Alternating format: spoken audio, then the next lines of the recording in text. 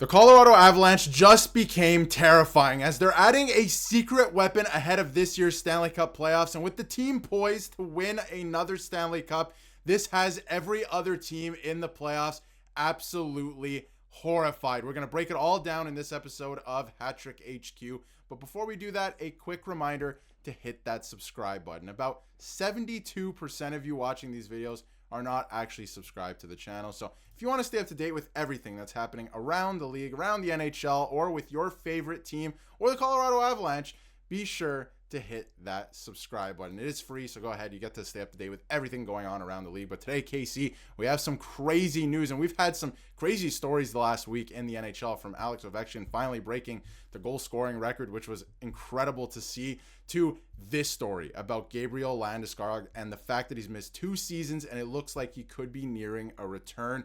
And we're going to break it down. I mean, it's pretty incredible what he's been able to do the last year, and he's finally back skating with the team, which seemed like, 2 years ago when it was announced that he was going to leave for that surgery, it seemed impossible that he was going to find his way back to the NHL. And it looks like he could be joining the team for this year's playoffs. So what are your thoughts on that? First of all, the fact that he could actually return. We'll get into the specifics in a second, but he has been actively skating with them in practice.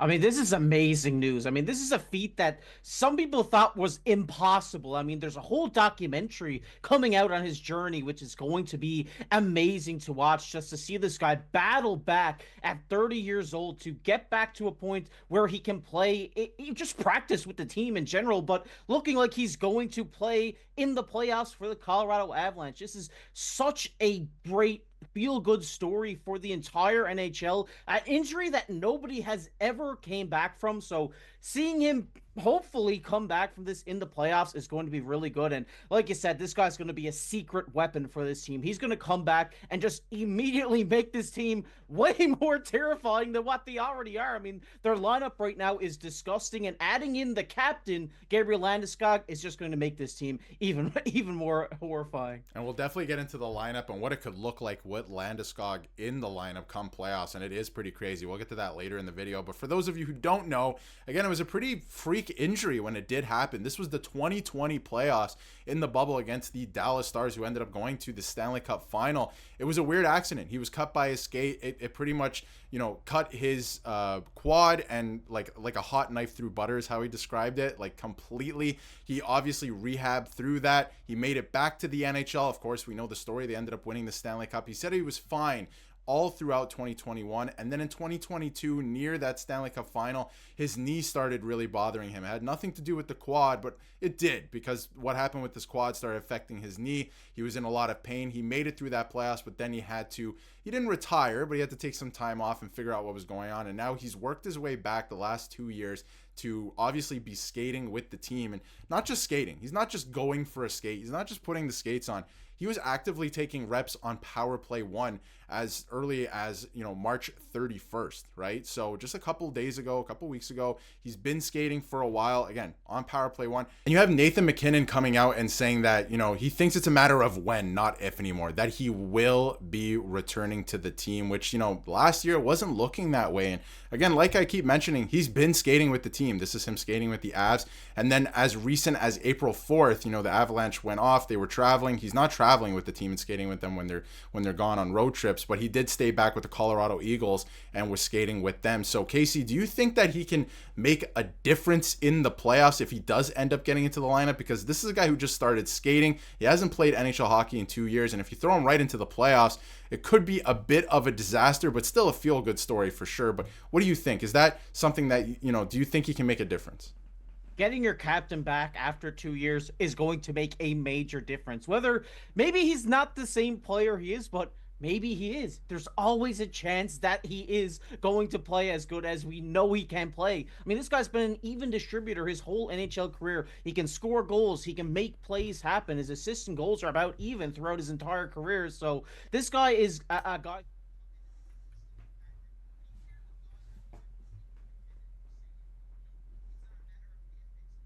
these guys are really close. Yeah.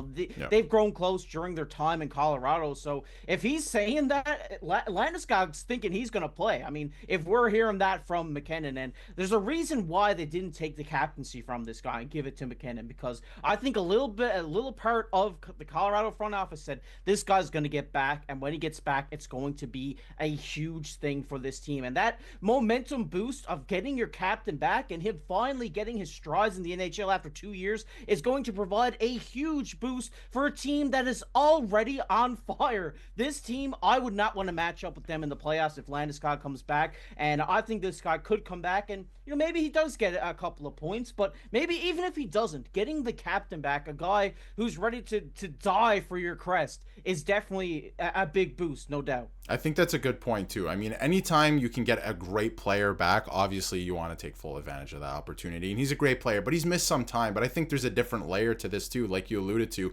You're getting your captain back, right? They really pumped the brakes on giving the captaincy to somebody else as soon as this happened, because they could have done that, but they had a feeling that, hey, you know what? Give him a year or two. Give him a little bit. He might actually make a return. And if he can't after 2 years, then maybe we look at another option there, right? Maybe we look at passing the captaincy on, but they haven't. So they're getting their captain, their leader back. And he's a good one at that. He's won a Stanley Cup, and you can see it in every interview, right? Like, he's the type of guy that you can win with, right? So just having him back, even if he's not playing at the level he did before, even if he's like 60% of what he was, and the fact that he is, fully healthy, right? Like, if he's coming back to play, he is fully healthy. He just might not be the same player that he was. Even if you're getting 60%, this is still a very smart hockey player. And like you said too, Nathan McKinnon speaking out on that. We also have Elliot Friedman giving his thoughts as well, and it's something that's very similar to what McKinnon said. He said, for a time, I didn't think that it was going to happen. Now I think it's realistic. So this is happening. This is going to happen soon. Again, it could happen as soon as this playoffs, but it doesn't seem like this guy's NHL career is over by any stretch, which I think is a good thing. But Casey, let's get into the lineup now, where he could fit into the lineup and heading into the playoffs. This is already a pretty incredibly deep team. Like, I completely forgot that Kiviranta was on this team as well, like on the third line. That's a guy who can chip in for a goal here and there in the playoffs. Ross Colton has been unbelievable for this team, especially earlier this season. I thought they added Brock Nelson at the deadline. We covered that on the channel. That top line is absolutely insane. It's a sick first line, right? Where do you think that Landeskog kind of fits into this lineup? I think it's probably second line. He's probably slotting right back in. Maybe if they even just bring him in as a third line player, right? Just to have him in there, the captain back in the lineup. But I think he can still make a difference. Yeah, I'm on board with you. And before I break this down, I gotta say I'm taking a 60% Gabriel Landeskog over most bottom six guys in the NHL today. I think even if you get him back at 50%, this guy's going to, contribute to your team. But I kind of have to agree with you here. I think first, starting off, I think getting him in that bottom six on that third line is definitely the way to go. I mean, you don't want to mess up the chemistry that VC and Colton and Nelson have got since the trade deadline, since they acquired Brock Nelson. So I think you slide him in on this third line, and if you like what you see, if he goes out and plays a good game, you move him up to that second line, and it doesn't really, make a huge, change. It just slides probably VC down to the fourth line and knocks Kelly out of the lineup regardless. But I think just getting him in, getting those reps, just even if he only plays 12 minutes the first game he's in, I think it's definitely good having him in this lineup, leading the team on the ice, not just doing it from the locker room anymore. I think this is going to make a big difference. And putting Gabriel Landeskog into this lineup, like you said, this lineup is already disgusting. Putting a guy back who was almost a point per game player 2 years ago is definitely going to give them a good jolt here in the playoffs. And like I said, I'm not going to want to be a team on the other end of the ice to the Colorado Avalanche. And if Landeskog can get clicking like he was before his injury, this team could win a cup again. Yeah, I mean, it makes them way scarier than they already are. I mean, this is an insane team already, and they could probably, we're talking about them winning a Stanley Cup without Landeskog.